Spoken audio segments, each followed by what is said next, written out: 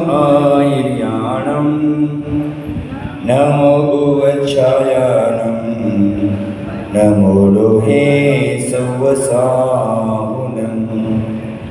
मोक्षमार्गस्य नेतारं भेत्तारं कर्मभोक्तां ज्ञातारं विश्वतत्त्वानां वन्दे तद्गुणलब्धये। आचार्य भगवान उमा स्वामी विरचित तत्वार सूत्र अपरिणाम मोक्ष शास्त्र। तत्वार सूत्र एक ऐसा ग्रंथ है जो जनमानस में लोकप्रिय है। कहा जाता है इस तत्वार सूत्र का शुद्ध उच्चारण करने से एक उपवास का फल भी प्राप्त हो जाता है। इस ग्रंथराज का मंगलाचरण हम देख रहे थे और मंगलाचरण में हितोपदेशी, वीतरागी और सर्वज्ञ अर्यंत परमेष्टि को नमस्कार किया गया है। कल हमने उसके बारे में अल्प ज्ञान लेने का प्रयास किया था। आज हम समझेंगे कि मंगलाचरण क्यों किया जाता है। सर्वप्रथम शास्त्र की व्याख्या करने के पहले कुछ बातों को समझना जरूरी है। सर्वप्रथम मंगलाचरण किया जाता है। मंगल, पुनः हमें यह समझना चाहिए, हमने बोला था बेंचेस लगवा लेना, जहां जगह मिलते वहां रखोगे तो ऐसे ही होगा। पहले हमें समझना है मंगल, यह ग्रंथ लिखा किसके लिए, माने किस निमित्त से लिखा। आपने उसके बारे में पहले क्लास में, पहले लेसन में सुना था। द्वया जो शिष्य था, कोई ब्राह्मण व्यक्ति था, उसका रोज का कार्य था पत्थर पर एकाध श्लोक लिखने का, सूत्र लिखने का। उसने लिखा था दर्शन ज्ञान चारित्राणि मोक्ष मार्ग। उसके पीछे आचार्य भगवान उमा स्वामी महाराज जी ने क्या लिखा, सम्यक शब्द जोड़ा। और उसके शंका का समाधान देने के लिए 357 सूत्र का यह ग्रंथ आपके सामने प्रस्तुत हो गया। हेतु, परिणाम, नाम, कर्ता, ये 6 अधिकारों को सर्वप्रथम हमें समझना जरूरी है। मंगल, निमित्त, हेतु, परिमाण, नाम और कर्ता। इस ग्रंथ का नाम क्या है आपने तो समझ ही लिया है। इस ग्रंथ का नाम तत्वार सूत्र है। पहले हम नाम जानते हैं तो ग्रंथ प्रामाणिक हो जाता है। जैसे कोई पूछे तूने ये कहाँ पढ़ा, तो हम विश्वास के साथ कहते हैं कि तत्वार सूत्र जी में पढ़ा। इसीलिए तत्वार सूत्र ग्रंथ है, माने नाम ग्रंथ का है तत्वार सूत्र। अब हमारे मन में सवाल उत्पन्न होना चाहिए, तत्वार्थ सूत्र शब्द क्यों आया। छोटी छोटी बातें होती है, छोटी छोटी बातें हमारे मन में उत्पन्न होनी चाहिए। तत्व, अर्थ, तत्व माने सात तत्व है, अर्थ है माने तत्व माने भाव और अर्थ माने पदार्थ। इस दोनों का कथन है, इसलिए तत्व समझ सकते हैं, अर्थ समझ सकते हैं, लेकिन सूत्र शब्द क्यों लगा। तो जैनाचार्य कहते हैं जो थोड़े अक्षरों में संयुक्त हो, संदेह से रहित हो, गूढ़ अर्थों का निर्णय करने वाला हो, निर्दोष हो, युक्ति युक्त हो और यथार्थ हो, उसको विद्वान जन शुद्ध सूत्र कहते हैं। अब सूत्र का अर्थ क्या क्या समझ लिया हमने? जो अल्प अक्षर वाला हो, माने कम अक्षर में ज्यादा कुछ बातें समझाने वाला हो। कहते हैं ना, ज्ञानी को इशारा ही समझ में आता है। माने हिंट की भाषा ज्ञानी समझता है। जिन्हें हिंट की भाषा समझ में नहीं आती उनको हंटर की आवश्यकता होती है। तो यह कम अक्षरों में ज्यादा बताया जाता है, उसको भी सूत्र कहा जाता है। जो गूढ़ पदार्थ का निर्णय करने वाला हो, निर्दोष हो, युक्ति युक्त हो और यथार्थ हो, उसे विद्वत जन, ज्ञानी जन सूत्र कहते हैं। अथवा अतीव संक्षिप्त कथन को अत्यंत अल्प भाषा में कहने जा रहे आचार्य उमा स्वामी महाराज, इसलिए उसको सूत्र कहा जाता है। दूसरा नाम इस ग्रंथ का है मोक्ष शास्त्र। माने मोक्ष प्राप्ति के लिए जिन तत्वों का जानना आवश्यक है, उन 7 तत्वों का कथन इस ग्रंथ में है, इसीलिए इसको मोक्ष शास्त्र कहा गया है। तत्वार सूत्र ग्रंथ का दूसरा नाम भी मोक्ष शास्त्र है। एक ही ग्रंथ के 2 नाम है। जैसे हमारा नाम किसी का है चिराग नाम है, और लाल प्यार से घर में टोटो बुलाते होगे, पप्पू बुलाते होगे, बाबू बुलाते होगे, सोनू बुलाते होगे, उसी प्रकार। तो इसमें मोक्ष प्राप्ति का साधन क्या है, इसके बारे में कथन किया है, इसलिए भी इसको मोक्ष शास्त्र कहते हैं। तो नाम समझ लिया। अब कर्ता के बारे में समझना है। इस ग्रंथ के कर्ता कौन है, रचयिता कौन है? ग्रंथ पढ़ने के लिए, ग्रंथ पढ़ने के पहले ग्रंथकर्ता का नाम जानना भी आवश्यक है, क्योंकि वक्तृ प्रामाण्य वाक्य प्रमाण, किसने कहा है, इस पर भी वचनों की प्रामाणिकता निश्चित हो जाती है। आपके मंदिर के बोर्ड में सामान्य व्यक्ति ने आकर कुछ लिख दिया कि आने वाले 20 तारीख को मंदिर जी में विधान होने वाला है, कौन भरोसा करता है? जब उस बोर्ड के नीचे 20 तारीख को विधान होने वाला है, नीचे निवेदक मंत्री लिखते हैं अथवा मंत्री जी का नाम लिखते हैं, तो उसको प्रमाण मानते हैं। उसी प्रकार ग्रंथकर्ता कौन है, उसकी प्रामाणिकता है कि नहीं, ये देखी जाती है। आप घर में जाकर कुछ बोलते हैं कि 7 तत्वों का कथन जिस ग्रंथ में है उसको तत्वार सूत्र कहते हैं। घर में आपको पूछा आपने किसको बताया, तो आप कहते महाराज से ने बताया। माने वक्ता की प्रामाणिकता, वक्ता के प्रामाणिकता होने पर वाक्य अथवा वचनों की प्रामाणिकता हो जाती है, इसलिए इस ग्रंथकर्ता का नाम जानना भी आवश्यक है। अब निमित्त, यह ग्रंथ द्वैपायन अथवा द्वयात ब्राह्मण के निमित्त से लिखा, अथवा भव्य जीवों के निमित्त से लिखा। माने हम आप जैसे भव्य जीवों के लिए लिखा है, ये निमित्त है, मंगल है। अपने इष्ट देवता का स्मरण, गुणस्तवन, नमस्कार आदि को मंगल कहते हैं। अथवा कर्म रूपी पाप को गलाता है, विनष्ट करता है, घातता है, दहन करता है, हवन हनन करता है, शुद्ध करता है, विध्वंस करता है, इसलिए मंगल कहा जाता है। आप भी मंगल करते हैं। पूजा के प्रारंभ में मंगलाचरण, दिन की शुरुआत में मंगलाचरण, कोई भी अच्छे कामों का शुभारंभ करते हुए मंगलाचरण करते हैं।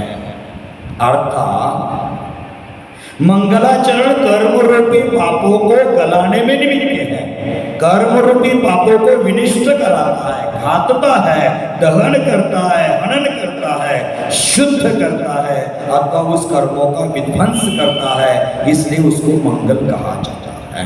अथवा माम पापम गालयति समंगल, मेरे पापों का जो गलन कराता है उसको भी मंगल कहा जाता है। समझ गए? मंगल की महिमा बहुत प्रचित है।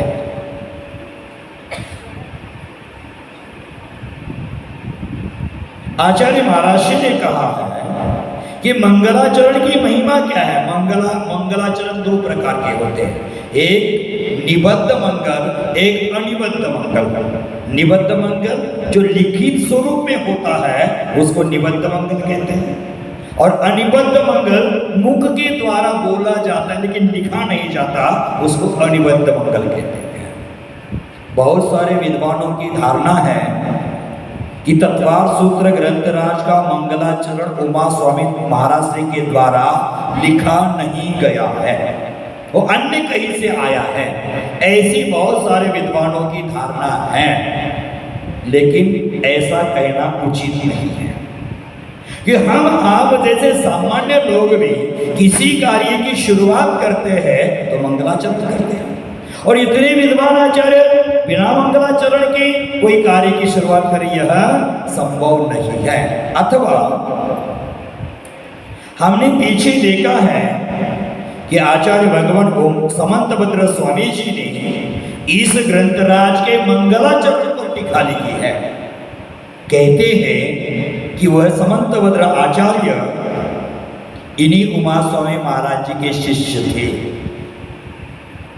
और उनके काल में वह भी वास्तव करते थे। वो जानते थे कि यह मंगलाचरण उमा स्वामी महाराज ने ही किया है, इसलिए उन्होंने उस पर विशाल ग्रंथ की टीका लिखी।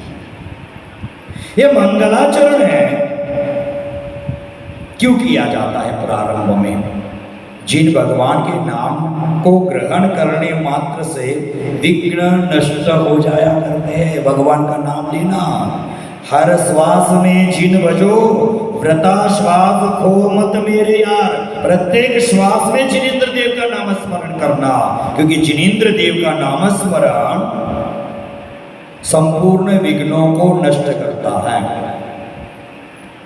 भगवान का नाम स्मरण करने से पाप खंडित हो जाते हैं, दुष्ट देव लांग नहीं सकते, अर्थात किसी भी प्रकार का उपद्रव दुष्ट देव कर नहीं सकते, और मंगल करने के निमित्त से इष्ट अर्थ की प्राप्ति भी हो जाती है। हम जो इच्छित फल चाहते हैं वो फल की प्राप्ति हो जाती है। शास्त्र में मंगलाचरण 3 बार किए जाते हैं, आदि मंगल, मध्य मंगल, अंत मंगल। समझना है, ध्यान रखकर सुनना है। शुरू में मंगलाचरण करते हैं, मध्य में मंगलाचरण करते हैं, और अंत में भी मंगलाचरण करते हैं। उदाहरण के लिए बताता हूँ, भक्तांबर स्तोत्र जैन जगत में सबसे लोकप्रिय स्तोत्र है। आप पहला काव्य दूसरा काव्य संयुक्त बोलते हैं, तो पहला दूसरा काव्य क्या हो गया?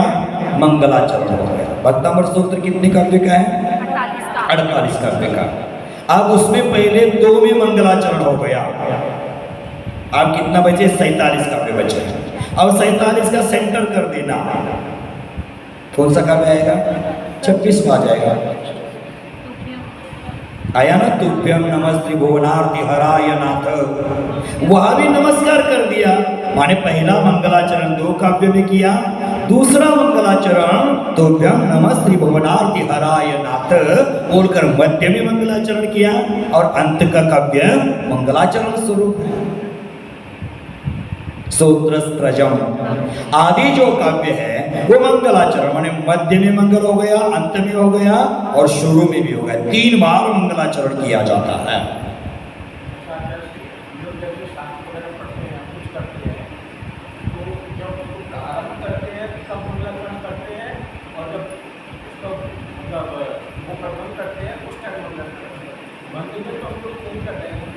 सुनना, बीच में शास्त्राध्ययन हो, प्रवचन हो, उसके बीच में भगवान का जयकारा भी लगा तो वो भी मंगलाचरण हो गया।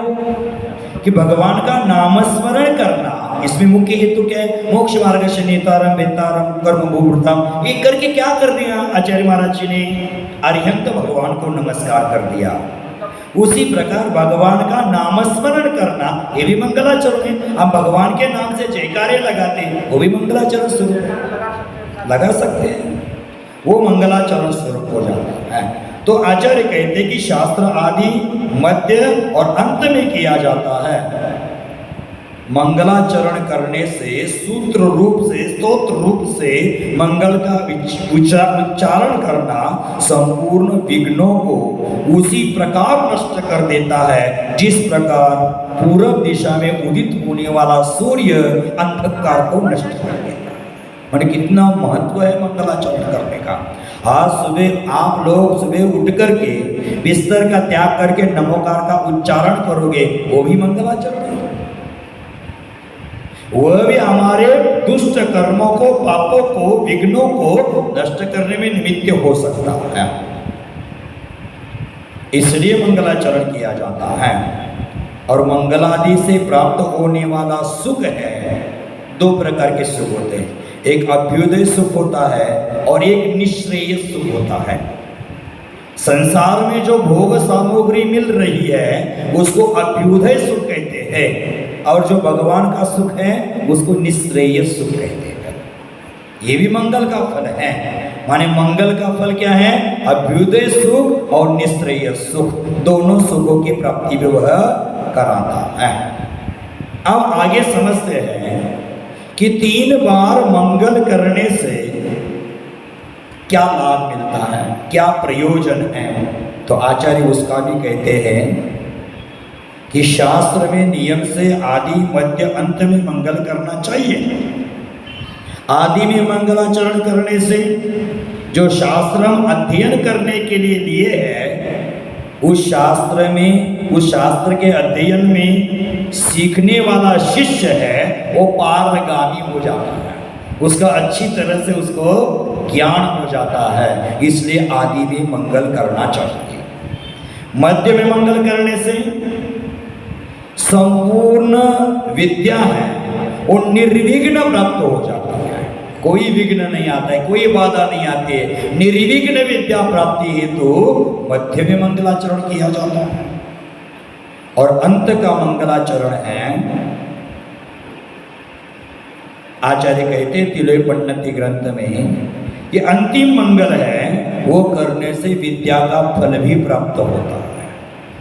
हम यहाँ आते किस लिए हैं? विद्या प्राप्ति, ज्ञानार्जन। और ज्ञानार्जन करने के उपरांत मान लो आप विद्या प्राप्ति करने के लिए यहाँ आए हैं, ज्ञान प्राप्ति के लिए आए हैं, और मैं 6 बजे तक ज्ञान देता ही रहूँगा, ज्ञान बांटता ही रहूँगा, तो कोई फायदा नहीं है।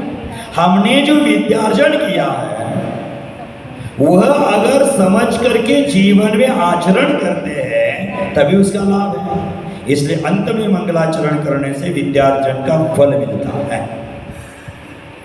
और भी कुछ कारण बताए हैं मंगलाचरण करने के।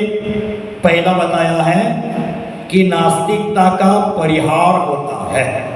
नास्तिकता माने जिनकी देव शास्त्र गुरु पर श्रद्धा ही नहीं हो, जो नास्तिक व्यक्ति है, नास्तिकता का त्याग करके वो आस्तिक हो जाता है। मैं मेरा उदाहरण बता देता हूँ। उम्र के 21 साल तक मुझे नमोकार मंत्र नहीं आता था। जहां मैं जन्म लिया था वहां जिनेंद्र देव का मंदिर नहीं था, दर्शन नहीं था। 21 साल तक मैंने जिनेंद्र देव का दर्शन नहीं किया था, वितरागी देव का दर्शन नहीं किया था। किसी दिगंबर सच्चे साधु का दर्शन नहीं किया था।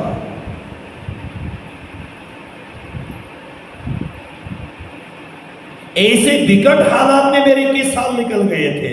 माने किसी देवी देवताओं का दर्शन नहीं, मिथ्या देवी देवताओं का भी नहीं। पहुंचता हर जगह मस्ती करने के लिए, लेकिन कहीं मैंने हाथ नहीं जोड़ा था। मैं नास्तिक था, लेकिन गुरु का दर्शन, उनके वचनों का इतना प्रभाव रहा कि मैं नास्तिकता का परिहार करके आस्तिक बन गया और घर द्वार छोड़कर आपके सामने आकर बैठ गया।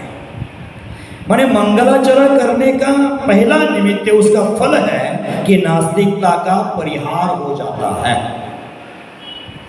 दूसरा फल सभ्य पुरुषों के आचरण का पालन। तीसरा कारण पुण्य की प्राप्ति। चौथा कारण विघ्न विनाश। ये 4 लाभ के लिए शास्त्र के आरंभ में इष्ट देवता की स्तुति करना चाहिए, मंगलाचरण करना चाहिए। मंगल करने से श्रोता और वक्ता है, उन दोनों को क्रम से आरोग्यता की भी प्राप्ति होती है, माने शरीर स्वास्थ्य भी मिलता है, आरोग्य की भी प्राप्ति होती है। वक्ता और श्रोता के जीवन में आने वाले विघ्न हैं वो भी नष्ट हो जाते हैं। निर्विघ्न रूप से विद्या को तथा विद्या के फल को प्राप्त करने के लिए तीनों जगह मंगलाचरण किया जाता है। इस तत्वार सूत्र ग्रंथराज में आचार्य भगवंतों ने मंगलाचरण कर दिया। क्या कर दिया आप सभी को बोलना है, कल आपने पढ़ा है, उच्चारण किया है, पुनः स्टार्ट करेंगे कि मंगलाचरण क्या पढ़ा था हमने। मैं शुरू करके छोड़ दूंगा, आगे का क्लियर कर देना। मोक्ष मार्गस्य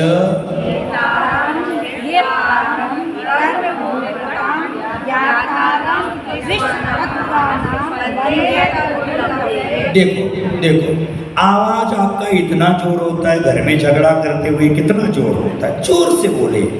या कोई tax, income tax, sale tax नहीं है, अब जीएसटी शुरू हो गई है, जोर से बोले।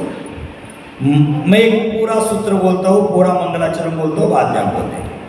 मोक्ष मार्गस्य नेतारं वेत्तारं कर्म भूभृतां ज्ञातारं विश्वतत्त्वानां वंदे तद्गुणलब्धये। बोलो।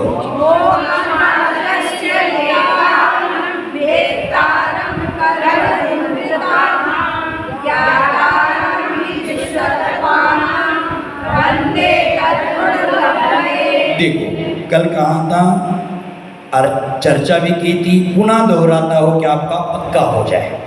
मोक्ष मार्गस्य नेतारं, अर्थ बताओ। जो मोक्ष मार्ग के नेता है, नेता वह कहलाता है जो स्वयं मार्ग पर चल करके औरों को मार्गदर्शन देता है।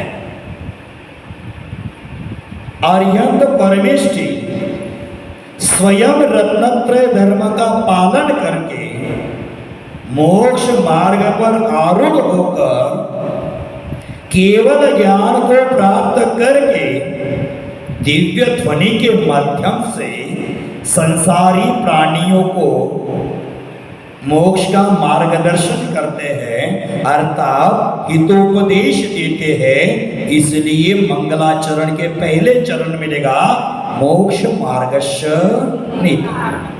स्वयं उस मार्ग पर चल रहे हैं, जो मार्ग पर चलता ही नहीं है, स्वयं आचरण नहीं करता है और बताने जाए तो प्रभाव नहीं पड़ता है। स्वयं कोई एकाध व्यक्ति शराब की नशा में धुर्त है और औरों को उपदेश देता है शराब पीना नहीं चाहिए, क्या फायदा। एकाध व्यक्ति स्वयं सिगारेट पी रहा है, अब क्या खाओ, सिगारेट खा रहा है और दूसरों को बोलते हैं सिगारेट खाना नहीं चाहिए, कौन विश्वास करेगा। पहले स्वयं आचरण करके जो उपदेश देता है उसका प्रभाव होता है। जैसे महात्मा गांधी जी, महात्मा गांधी जी के पास एक माँ अपने बच्चों को लेकर गई कि महात्मा गांधी जी का पूरा प्रभाव देश में है, मेरे बच्चे पर भी उसका प्रभाव पड़े, इसलिए लेकर गई। अब बच्चा दुष्कर्म करता था, बच्चा गुड़ बहुत खाता था, क्या करता था, मिठाई बहुत पसंद थी, इतने इतने बड़े बड़े लड्डू खाता था, मिठाई गुड़ ज्यादा खाता था। तो माँ अपने बच्चों को लेकर गांधी जी के पास गई और गांधी जी से बोलती कि मेरा बेटा गुड़ बहुत खाता है, उसको थोड़ा समझा देना, वो गुड़ का त्याग करे। तो गांधी जी बोलते 7 दिन के बाद आना। अब गांधी जी का प्रभाव सर्वत्र है तो माँ भी मानती है, 7 दिन के बाद पुनः लेकर जाती है और गांधी जी बोलते बेटा गुड़ खाना नहीं चाहिए, ज़्यादा गुड़ खाना शरीर के लिए हानिकारक होता है। तो बच्चे ने बोला जी बापूजी कल से गुड़ नहीं खाएंगे। तो माँ को आश्चर्य हुआ, गुड़ नहीं खाना चाहिए, ये 7 दिन के पहले भी कह सकते थे। तो गांधी जी को उनको पूछा इतना कहने में आपने 7 दिन क्यों लगाया। तो गांधी जी कहते कि 7 दिन की पहले मैं गुड़ खाता था, मैंने 7 दिन गुड़ का त्याग कर दिया, तभी मेरे वचनों का प्रभाव बच्चों पर आ गया। अगर मैं गुड़ खाता और दूसरे को कहता हो तो वो ठीक बात नहीं है।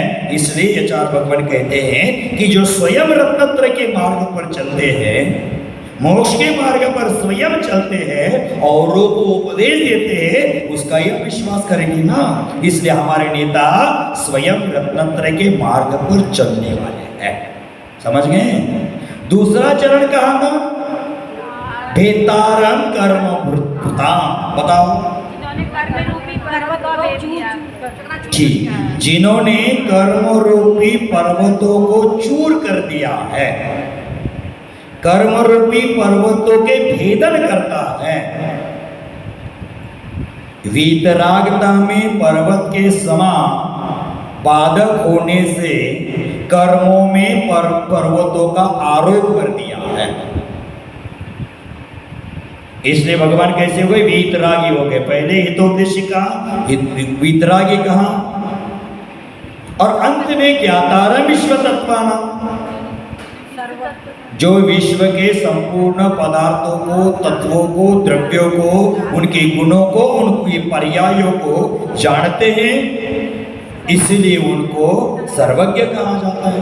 माने भगवान की 3 विशेषता कहेगी। एक तो नेता है ही हमारे, अब नेता है तो वीतरागी भी है। मात्र वीतरागता होने से काम नहीं चलेगा, उसके पास ज्ञान भी होना चाहिए ना, तो इसलिए सर्वज्ञ भी है। इसलिए ये कहा गया मंगलाचरण में 3 विशेषता कह करके सच्चे अरिहंत परमेश्वरी को नमस्कार किया गया है। अब यह ग्रंथ रचना करने का हेतु क्या है? मोक्ष की प्राप्ति के लिए अथवा भव्य जीवों के कल्याण के लिए इस ग्रंथ की रचना की गई है। अब परिमाण, एक परिणाम शब्द आता है और एक परिमाण। परिमाण अर्थ इसकी मर्यादा, उसकी मर्यादा। जैसे उमा स्वामी महाराज जी ने एक ग्रंथ की रचना 10 अध्यायों के माध्यम से की है। उसमें कुल मिलाकर 357 सूत्र लिखे हैं। जैसे प्रथम 4 अध्याय में जीव तत्व का वर्णन किया है, पहले अध्याय में 33 सूत्र है, दूसरे अध्याय में 53 सूत्र है, माने 53 सूत्र है, तीसरे अध्याय में 39 सूत्र है, चौथे अध्याय में 42 सूत्र है। 4 अध्याय के बाद पुनः 5वां अध्याय कहा? अजीव तत्व का वर्णन करने हेतु उसमें 42 सूत्र। 6वां 7वां अध्याय आश्रव तत्व का वर्णन, उसमें 6ठे अध्याय में 27 सूत्र, 7वें अध्याय में 39 सूत्र। 8वें अध्याय में बंध तत्व का वर्णन का, उसमें 36 सूत्र कहे, 36 कहे,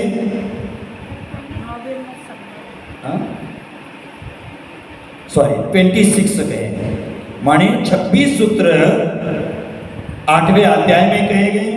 9वें अध्याय में संवर निर्जरा का वर्णन कर दिया, उसमें 47 सूत्र कहे गए, और 10वां अध्याय उसमें मात्र 9 सूत्र लिखे गए। इसके माध्यम से 10 अध्यायों में 7 तत्व का वर्णन करने के लिए 357 सूत्र आचार्य महाराज ने लिखे हैं।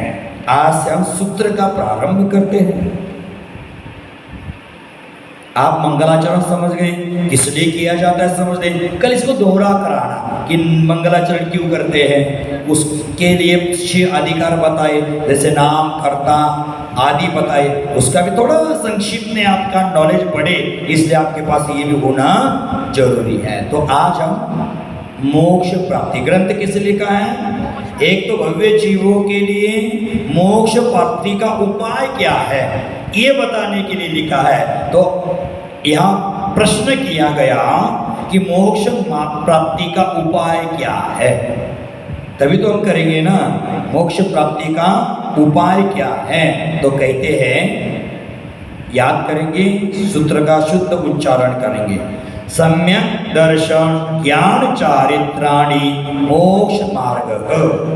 बोलो।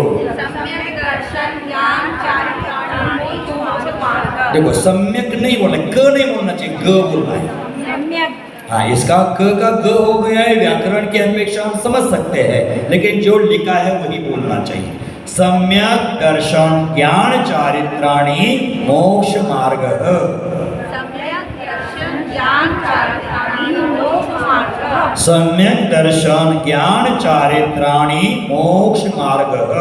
सम्यक दर्शन ज्ञान चारित्राणि मोक्ष मार्ग। सम्यक दर्शन ज्ञान चारित्राणि मोक्ष मार्ग। सम्यक दर्शन ज्ञान चारित्राणि मोक्ष मार्ग। देखो, मार्गः बोलना नहीं चाहिए, मार्गः बोलेंगे तो अनेक वचन हो जाएगा। मोक्ष का मार्ग अनेक प्रकार का है, ऐसा हो जाएगा। मार्ग माने मोक्ष मार्ग कितने हैं? एक है। तो समझ लें, सम्यक दर्शन ज्ञान चारित्र माने सम्यक दर्शन, सम्यक ज्ञान और सम्यक चारित्र, इन तीनों की एकता, तीनों का मिलाप क्या है? मोक्ष मार्ग है। अथवा यह तीन, सम्यक दर्शन, सम्यक ज्ञान और सम्यक चारित्र, ये मोक्ष मार्ग के साधन हैं। इसके द्वारा ही मोक्ष मार्ग पर चला जा सकता है। संसार मार्ग पर चलने के लिए बहुत सारे साधन हैं, लेकिन मोक्ष मार्ग पर चलने के लिए सम्यक दर्शन, ज्ञान और चारित्र यही साधन हैं। हम टीवी सेट के सामने बैठ जाते हैं, दूरदर्शन टेलीविजन के सामने बैठ जाते हैं, उसका ज्ञान लेते हैं। जैसे दूरदर्शन ज्ञान चारित्राणि, ये मोक्ष मार्ग नहीं, ये संसार मार्ग है।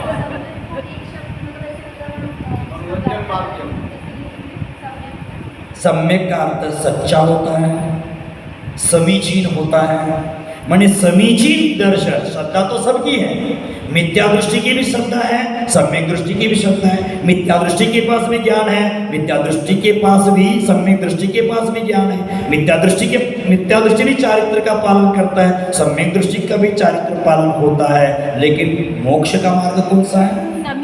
समीचीन। सम्यक दृष्टि अगर ये काम करेगा तभी मोक्ष मार्ग जाएगा। जैसे उदाहरण के लिए बता रहा हूं, एक जगह काम चल रहा था, एक जगह काम चल रहा था, बहुत 500,000 स्टाफ काम कर रहे थे। किसी ने सोचा चलो हम भी जाकर काम करते हैं, सब काम करें तो हम भी काम करते हैं। उसने भी काम कर दिया, और जब सैलरी का दिन आया, सब लाइन में खड़े, सबका 2 दिन का, 4 दिन का, 8 दिन का, 10 दिन का, जितना दिन काम कर दिया था उतना दिन का सैलरी मिल रहा था। ये गया, उसने पूछा मैंने भी 27 दिन काम कर दिया, तो उस रजिस्टर में नाम खोजा, रजिस्टर में उसका नाम ही नहीं था, रजिस्टर में उसका नाम ही नहीं था। बिना रजिस्टर में नाम लिखवा कर काम कर दिया, सैलरी मिली नहीं। उसी प्रकार मैंने श्रद्धान भी किया, ज्ञान भी किया, चारित्र भी किया, लेकिन सम्यक दर्शन, सम्यक रूपी रजिस्टर में अपना नाम दर्ज नहीं किया तो कोई फायदा होने वाला नहीं है। इसलिए सम्यक शब्द, क्योंकि द्वयात ने क्या लिखा था? दर्शन ज्ञान चारित्राणि मोक्ष मार्गा। इसका मतलब मिथ्या दृष्टि भी मोक्ष जाने का प्रसंग आता, इसलिए क्या कहना पड़ा? सम्यक दर्शन ज्ञान चारित्राणि मोक्ष मार्ग। इसलिए सम्यक का अर्थ क्या होता है? समीचीन, समीचीन श्रद्धा, सत्य श्रद्धा, सच्ची श्रद्धा, सच्चा ज्ञान, समीचीन ज्ञान, सच्चा चारित्र, समीचीन चारित्र, जो भी लगा लेना। तो सम्यक दर्शन ज्ञान चारित्री मोक्ष के उपाय है। यहां दर्शन, ज्ञान और चारित्र 3 हैं, अतः बहुवचन का प्रयोग है। चारित्राणि, नी का अर्थ बहुवचन हो गया। ये तीनों का एक साथ बोला गया, इसलिए वह चारित्राणि कहा गया। तीनों अलग अलग मोक्ष का मार्ग नहीं है। कोई मानेगा मात्र सम्यक दर्शन से मोक्ष मिलेगा, तो कथा भी मिलने वाला नहीं है। कोई बोलेगा मात्र ज्ञान ज्ञान ज्ञान ज्ञान ज्ञान करने से मिलेगा, नहीं है। कोई मात्र ज्ञान के अभाव में चारित्र का पालन करेगा, नहीं मिलने वाला। माने दर्शन ज्ञान चारित्र तीनों की एकता होनी चाहिए। जैसे शिकंजी है, 3 वस्तु से बनती है, पानी में नींबू, शक्कर का घोल शिकंजी है।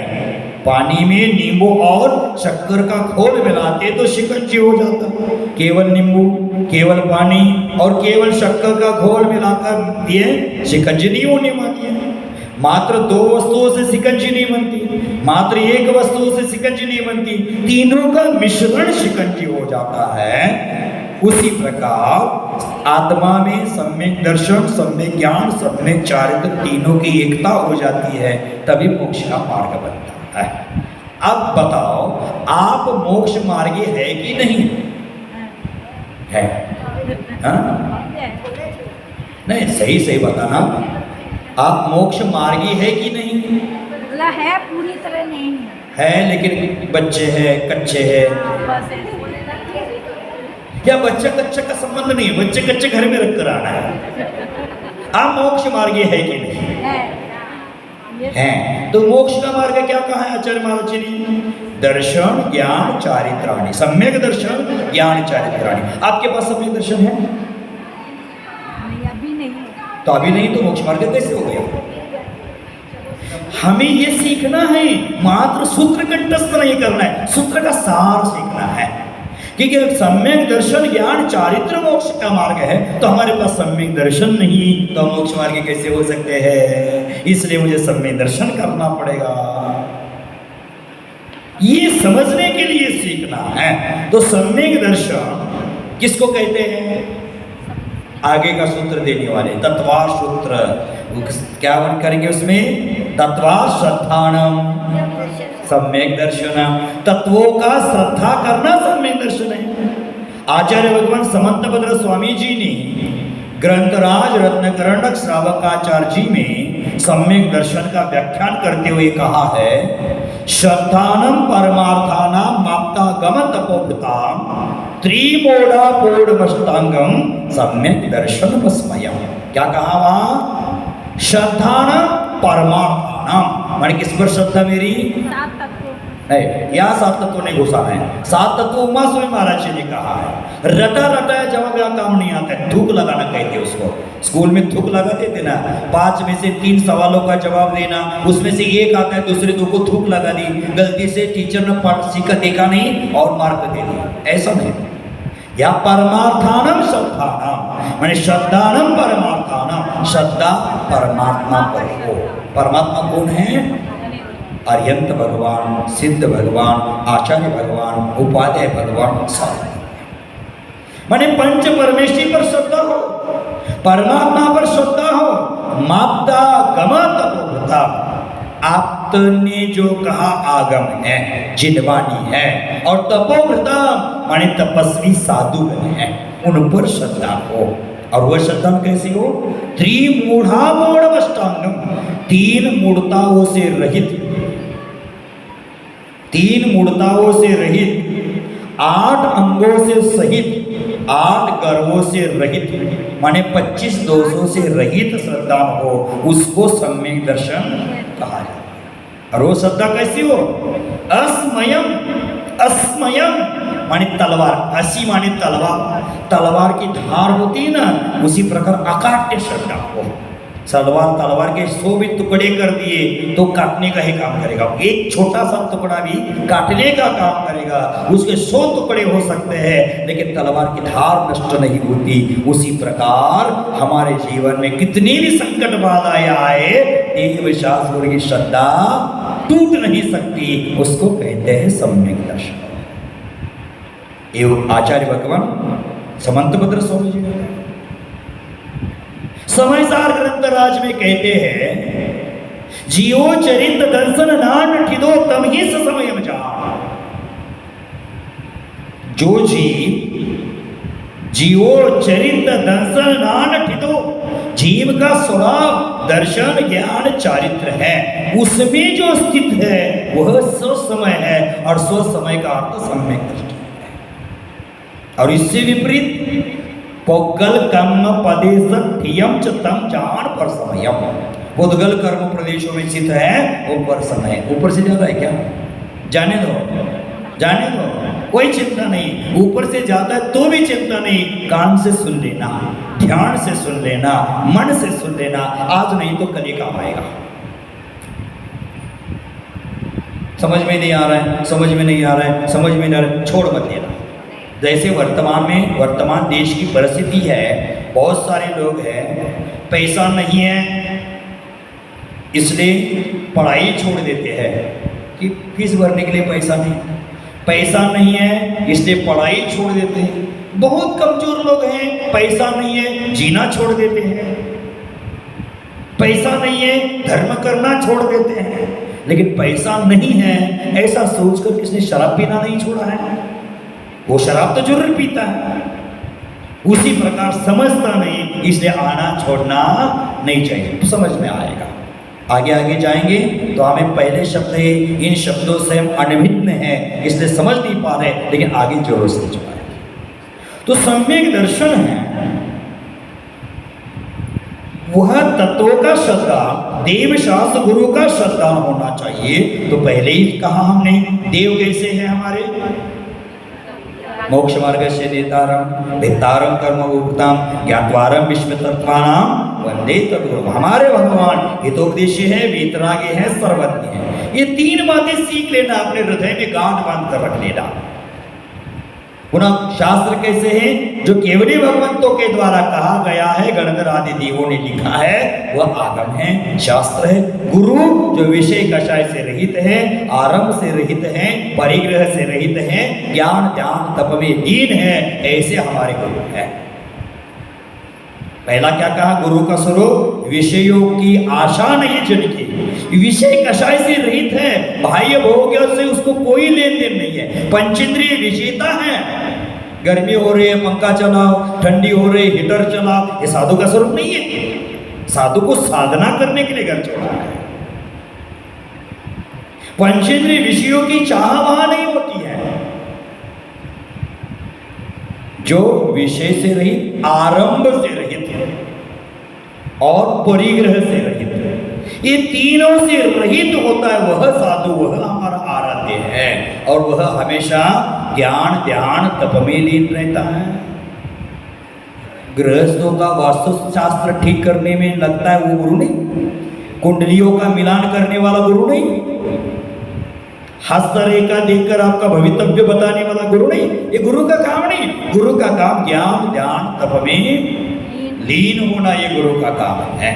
तो ऐसे गुरु पर हमारी श्रद्धा होनी चाहिए। सच्चे गुरु समझ गए। अब तीन मूर्ता क्या होती है? देव शास्त्र गुरु पर श्रद्धा न हो, ये तो समझ गए। अब तीन मूर्ता आप जानते हैं, तीन मूर्ता के बारे में? देव मूर्ता, गुरु मूर्ता, लोक मूर्ता।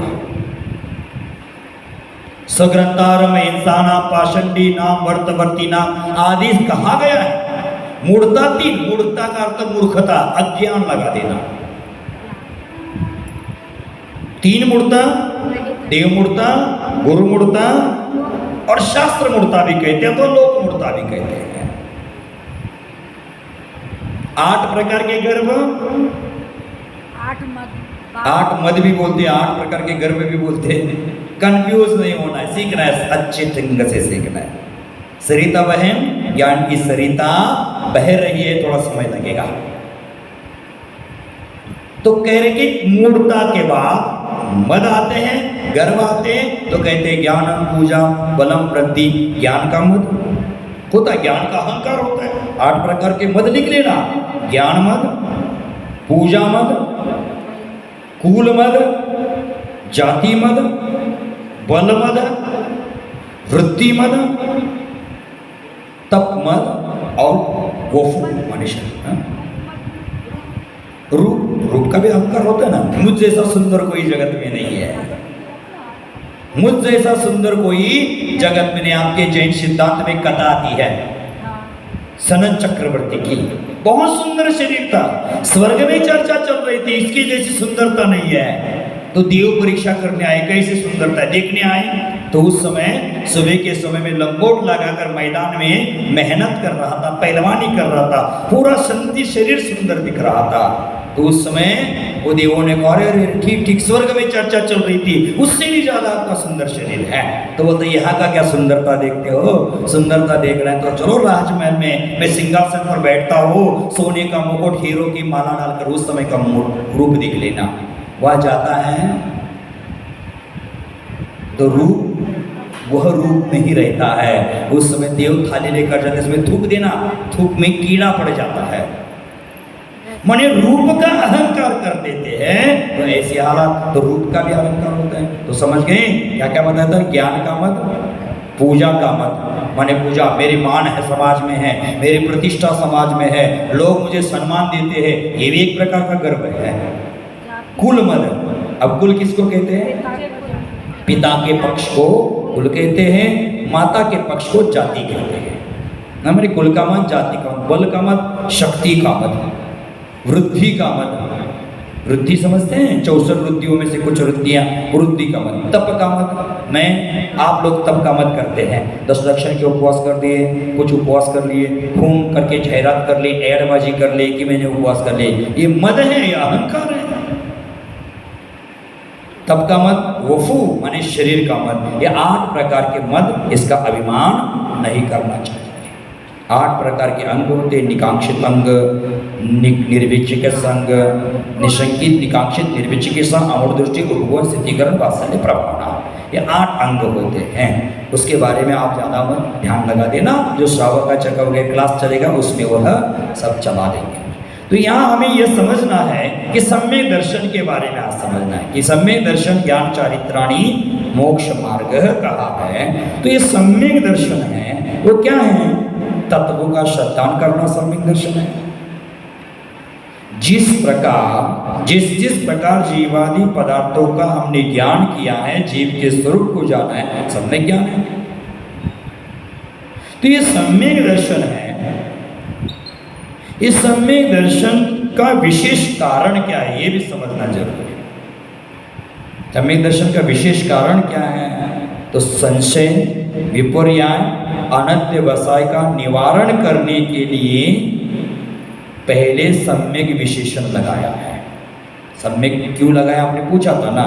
सम्यक लगाने का कारण है संशय, विपर्याय और अनध्यवसाय, इसका निराकरण करने के लिए। माने सम्यक दर्शन में संशय, विपर्याय, अनध्यवसाय नहीं होते हैं, इसलिए वह कहा गया है।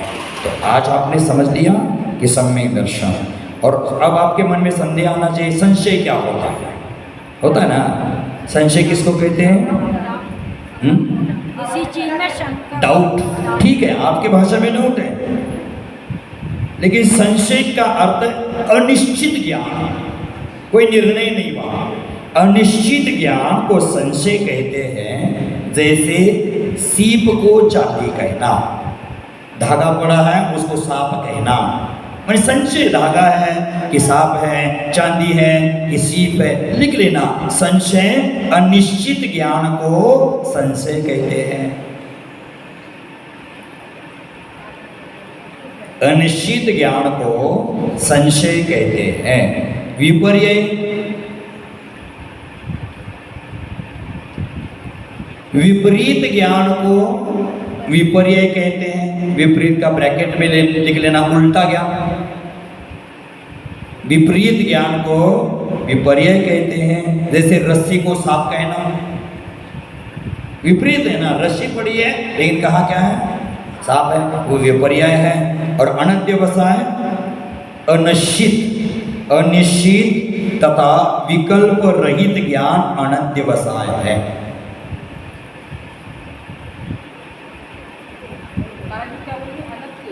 अनध्यवसाय, अध आधा य पूरा, अनध्यवसाय, अनिश्चित तथा विकल्प रहित ज्ञान अनध्यवसाय है। जैसे चलते समय पाँवों में कुछ छुआ, पाँवों को कुछ टच कर दिया, कुछ टच कर दिया, यहाँ कुछ है, निर्णय तो नहीं। अंधेरे में चलते तो पाँव यहाँ कुछ लग रहा है लेकिन कुछ है, इसका निर्णय नहीं, उसको अनध्यवसाय कहते हैं। माने अनध्यवसाय, व सा य, व्यवसाय मत लिख लेना, आपका रोज का प्रचलित है वही लिखोगे। तो आज का सूत्र आप समझ गए होंगे। क्या सूत्र था आज का? बहुत जोर से, जोर से। सम्यक दर्शन ज्ञान अब सम्यक दर्शन ज्ञान चारित्राणी मोक्ष मार्ग माने सम्यक दर्शन सम्यक ज्ञान और सम्यक चारित्र तीनों की एकता मोक्ष मार्ग है। आसान छोटा छोटा है सूत्र, रोज लगभग 4 सूत्र हो सकते हैं ऐसा मेरा अनुमान है। पहले प्रारंभिक भूमिका बनाना था इसलिए ज्यादा समय आपका निकल चुका है, लेकिन सम्यक दर्शन ज्ञान चारित्राणी मोक्ष मार्ग। पहले मंगलाचरण हुआ कि मोक्ष मार्ग से नेतारम, तो मोक्ष का मार्ग क्या, उसका उपाय क्या, तो हमारी चर्चा शुरू हो गई सम्यक दर्शन ज्ञान चारित्राणी मोक्ष मार्ग। अब सवाल पूछा जाएगा कि सम्यक दर्शन का क्या लक्षण है बताओ, सम्यक दर्शन किसको कहते हैं बताओ, तो आचार्य महाराज सवाल का जवाब देने के लिए कहेंगे तत्वार शब्दान सम्यक दर्शन है। बस सम्यक दर्शन ये है बताने के बाद सम्यक दर्शन की उत्पत्ति कैसे होती है बताओ, तो आगे बताएंगे तन निसर्गा तथा गमात्मा। पुनः पूछा जाएगा तत्वों के भेद क्या है बताओ, तो जीवा जीवाश्र बंध संवर निर्जरा मोक्षास तत्वम। पुनः पूछा जाएगा तत्व और रत्नत्रय को जानने के उपाय क्या है, तो कहा जाएगा नाम स्थापना द्रव्य भाव तत्वन्यास आदि। एक एक सूत्र, एक के पीछे एक सूत्र, एक के पीछे एक सूत्र, ये श्रृंखला चलती रहेगी, माला चलती रहेगी। तो इस माला से हमें आगे बढ़ना है। तो कल हमने मंगलाचरण किया था, आज हमने एक सूत्र देखा है, कल एक सूत्र देखेंगे, 2-4 जितने हो जाएंगे कल देखेंगे, कल से स्पीड पकड़ा जाएगा। तो कल का और आज का अर्थ आपको बताना है ना। तो मैं एक एक चरण बोलूंगा, आप चरण का अर्थ बता देना। मोक्ष मार्ग से नेतारम, जोर से सभी एक साथ बोलना है। नेतारम कर्म भोक्ताम, ज्ञातारम विश्वतत्वानाम, वंदे तद्गुण लब्धये। ऐसे भगवान को नमस्कार करता हूँ, किस लिए, उनके गुणों को प्राप्त करने के लिए। देखो भगवान को कुछ मांगना नहीं चाहिए, और मांगा तो क्या मांगा, राजा के पास जाने से कुछ मांगना नहीं चाहिए, लेकिन राजा को क्या मांगा, हे राजन आपका सिंहासन मुझे दे देना, मैं सिंहासन पर बैठना चाहता हूँ। मैंने भगवान के गुणों को मांगा है।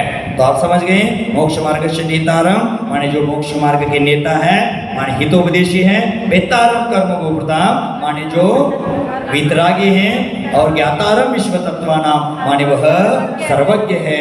ऐसे भगवान को मैं उनके गुणों की माने उनके गुणों की नहीं, उन जैसे गुणों की प्राप्ति हो, इसलिए नमस्कार किया। आज का सूत्र सीखा सम्यक दर्शन ज्ञान चारित्राणी मोक्ष मार्ग। ज्ञान और चारित्र की एकता ही मोक्ष मार्ग। वाह, सम्यक दर्शन ज्ञान चारित्र ही मोक्ष मार्ग है, तीनों की एकता ही मोक्ष मार्ग है। आत्मा सम्यक दर्शन सम्यक ज्ञान सम्यक चारित्र मोक्ष प्राप्ति का उपाय है। हल्का एक लाइन का एक लाइन शब्द याद करते जाओगे, तत्वार सूत्र पूरा अर्थ सहित याद हो जाएगा, कोई कठिनाई नहीं आएगी, है ना। तो कौन बताएगा इस सूत्र का अर्थ बिना चूके हुए, क्लियर बताना है। सम्यक दर्शन ज्ञान चारित्राणी मोक्ष मार्ग है, ऐसे ऐसे आप नहीं, आपको एक ही बताना है। कौन बताएगा, पूरा गलत नहीं करना है। हाँ बताओ। सम्यक दर्शन ज्ञान और चारित्र तीनों की एकता मोक्ष का मार्ग है। और क्या, अथवा मोक्ष का उपाय है, मोक्ष का उपाय है। मोक्ष का उपाय। माने आज आप समझ गए हैं, कल की चर्चा कल देखेंगे। कल हमारा सूत्र एक बार लास्ट में ये लाइन को फिर से एक बार बोल दीजिए। कौन सा? ये जो बोले ना सम्यक दर्शन मोक्ष का उपाय। हाँ लिख लेना, सम्यक दर्शन ज्ञान चारित्र तीनों मिलकर मोक्ष मार्ग है, अथवा मोक्ष प्राप्ति का उपाय है।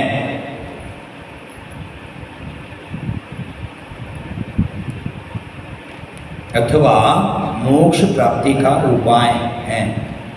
और कुछ ऐसी चीज है जो आज आपके क्लास में समझ में नहीं आई, आप सब समझ चुके हैं। हाँ, मैं अब पहले दिन पीछे नहीं जाते हूँ, ये सबके लिए पीछे जाएंगे तो आगे बढ़ेंगे नहीं। एकदम स्टार्टिंग में जो आप कुछ वर्ड्स बोल रहे थे ना, महाराज जी, आज जब शुरू किए तो वो कई एक वर्ड बोले, आप बोल भी रहे थे कल पूछेंगे, वो समझ में नहीं आया था। छोटे छोटे उपाय वर्ड बोले थे आपने अब क्या बोले थे हम? एक पुद्गल वर्ड बोले थे, उसका क्या मतलब महाराज जी? पुद्गल वर्ड बोले थे ना। हाँ, पुद्गल, अजीव को पुद्गल कहते हैं। जैसे चौकी अजीव है, या आएगा जीव आगे बढ़ने से आएगा। ये अजीव जिसमें चेतना नहीं है उसको पुद्गल कहते हैं। कर्म पुद्गल होते हैं, शरीर पुद्गल है, लकड़ी चौकी पुद्गल है, टेबल पुद्गल है, और हम जीव हैं, चेतन हैं। हाँ? महाराज जी वो शिष्य का नाम सही से समझ एक शिष्य का नाम एक द्वयाक आता है, द्वयाक। द्वया हाँ, इसका उदाहरण द्वयाक शब्द का वर्णन आया है सर्वार्थ सिद्धि ग्रंथराज में। मतलब लिखेंगे कैसे द्वया द्वार लिखते ना, द्वार, पहले द्व लिखना। दाम है वा दाम है वा द्वयाक, अच्छा द्वार। द्वयाक, दो शब्द, दो अर्थ बताए थे, तो उसके नाम दो बताए थे मैंने। द्विपायक भी बोला था। एक द्वैपायक भी बताया है, अनेक जगह अनेक वर्णन है। एक द्वैपायक है, एक सिद्धय्य भी है, सिद्धय्य, एक सिद्धय्य भी है, और एक जगह नाम आया है द्वयाक। द्वया मैंने किसके निमित्त से लिखा है ये ग्रंथ? तो द्वयाक जो ब्राह्मण शिष्य था उसके निमित्त से लिखा। द्वैपायक अथवा द्वयाक ये भी शब्द आता है। और अंत में भव्य जीवों के लिए, हाँ?